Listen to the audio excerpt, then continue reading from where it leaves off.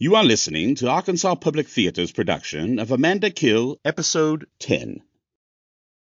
This episode contains violence and some sexuality. Therefore, it may not be suitable for some audiences. Discretion is advised.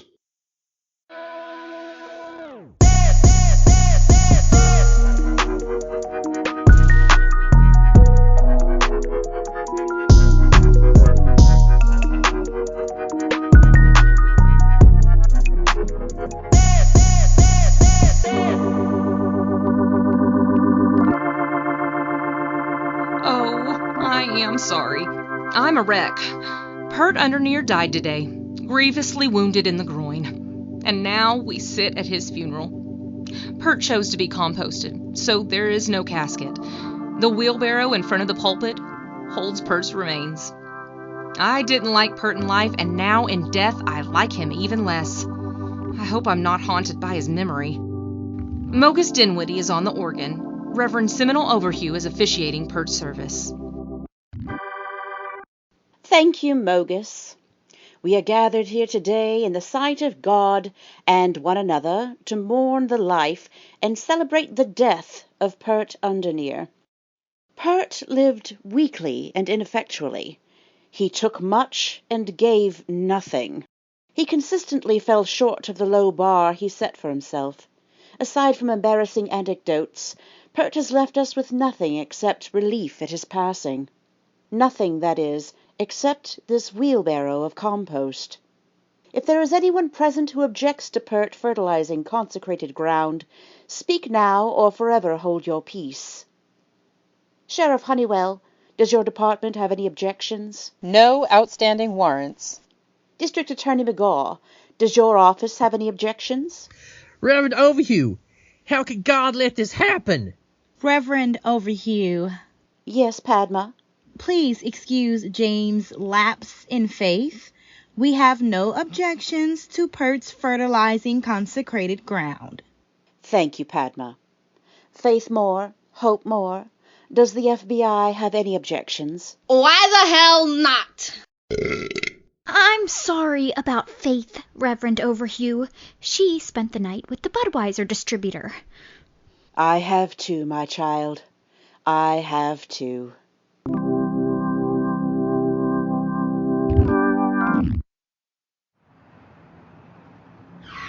Go Lastly Figden. She may be slow, but she's dangerous. It's taken her a half hour to get Lim Tuckerman from the sheriff's office to the DA's office, and they're only 2 blocks apart.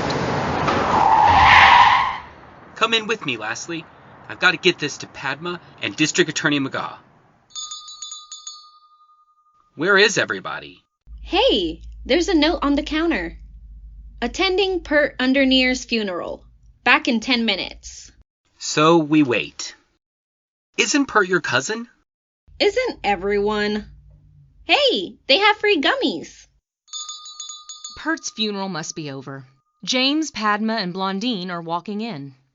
That was a sorry excuse for a funeral. 10 minutes of my life I can't get back. Blondine, where is the office staff? The quorum court declared Pert's death a county holiday. By now, the staff is at the lake and their tops are off. I wish I was. Lim, good to see you. I see you brought Lastly. Should she be here? If it wasn't for Lastly, I'd be headed for the Heaviside Layer. Lem was in jail for an hour while the deputies rehearsed Cats. You know, the musical. I think he went a little crazy. I got what I wanted in jail. What did you get that you wanted in jail? The list of people most likely to infringe upon our personal freedoms. Of course. Here, Padma, take a look. Carly Selfridge, Vic Chibble, Pert Undernear, Nadara, Lim Tuckerman. The list goes on. James, this is Blockbuster. This list ties Sheriff Honeywell directly to a series of murders all connected to Dinwiddie Arsenal. Let me see the list, Padma. Chibble, Nadara. Padma, you're on here too. but I'm not. That hurts my feelings. That's okay, Mr. McGaugh. I'm not on there either. Oh, you're right, Blondine, you're not. Other than being a police officer, I don't pose a threat to anyone. Except as an object of my desire, Blondine. Did I say that out loud? Oh, James, we have Sheriff Honeywell's list. We have the triangle on Carly's forehead, and we have a money trail leading to the Society of Insufficient Chemistry. We can indict Sheriff Honeywell. Indict Sylvan Honeywell. Oh, I've suffered through 2 marriages and 15 long years to hear those words. Padma, box up the evidence. Let's pay a visit to Wick.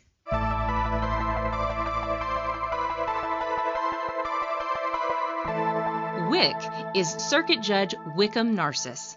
Tough but fair, he's known as the hanging judge because he has a habit of not finishing his sentences, leaving the accused to wonder if they are guilty.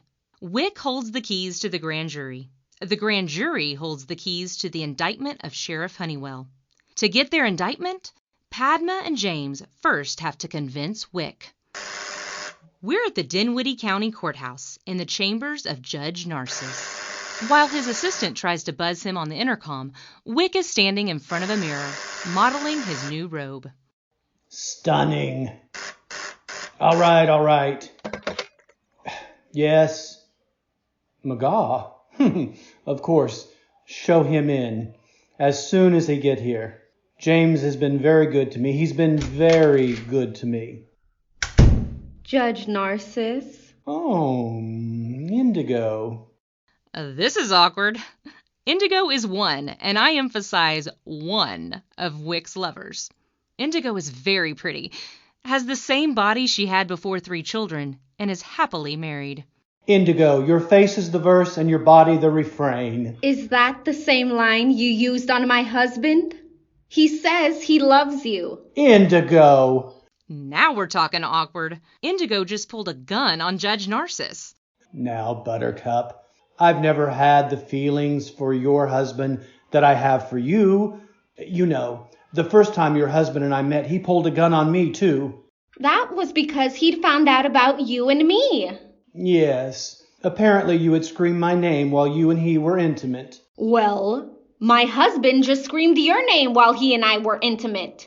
Indigo, your husband forgives us both. My husband will never forgive again. And there won't be enough of you left to need forgiveness. Not my new robe. Oh, no. Simply put, Indigo shot Wick, and then Indigo shot Indigo. Indigo? Bad form. Wick, what happened? James, Padma, it was a murder-suicide. The murder failed, the suicide a success. Would you like to press charges? Wick may not be handsome, but he's tough, and he'll recover. He did several tours and 2 wars, so he knows how to play with pain. But I just had to get out of Wick's chambers. Things were getting pretty graphic. That's why we've stopped by the liquor store. Finger Liquors has the largest selection in Dinwiddie County, and it's the only place you can buy out-of-state wine. Looks like the late-night rush has trailed off. The only person here is the clerk, and she could pass for Amanda Kari's twin sister. She's behind the counter taking notes on the book she's reading. And here's a customer, Padma Handshoot. May I help you? What do you have for a postponed grand jury? You need something north of 80 proof. Something fast acting. What are you writing? A book report. The screw tape letters. Screw tape is the devil. The devil? I've slept with him. I've done his bidding. I've eaten at his table. He's as seductive as a district attorney. I've had my share of district attorneys. Focused, relentless, hard-charging, but not in bed. Seduction is the Bible's unstated sin. Seduction can be a gift or a sin. That's why. and is often confused with temptation. You've hit on my thesis. Temptation is an internal force. Seduction is external. Self-immolation versus being cast bodily into the fires of hell. Choose self-immolation. Always forge your own path. Could I check out? I can't sell liquor. It's Sunday. Fine, then give me 2 packs of Lucky Strikes. I can't sell cigarettes. I'm not 21. Okay. I'm going to have 3 of these pre-mixed cocktails right now.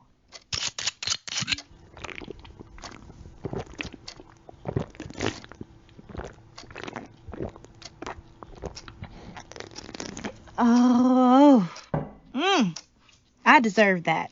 What was it? Apple, cinnamon, something. That's a rusty nipple. Puts you in a good place fast. Helped me lose my virginity. May I have another? Sure. Let me turn off the security cameras. Okay, help yourself.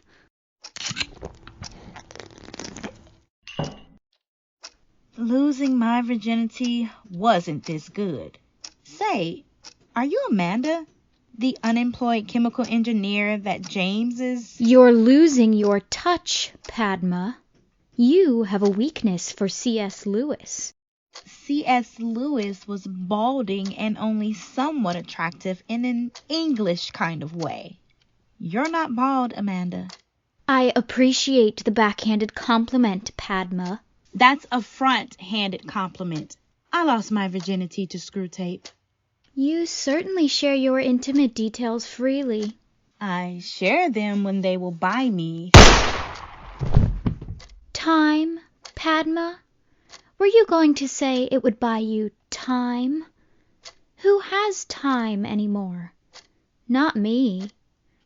Oh, not you. I have time to think about chains of events. Pert Undernear took his final journey in a wheelbarrow to a shed behind the church where he'll fertilize the contemplation maze. The shed is padlocked to deter fans and memorabilia collectors. Judge Wick, Narcissus, was shot by an unaccommodating lover who then shot herself. Wick is down for the count, and so is any hope of quickly impaneling a grand jury to indict Sheriff Honeywell, which caused Padma to drop by Finger Liquors, where she had a few drinks, talked about C.S. Lewis, and then realized that Screwtape looks just like Amanda.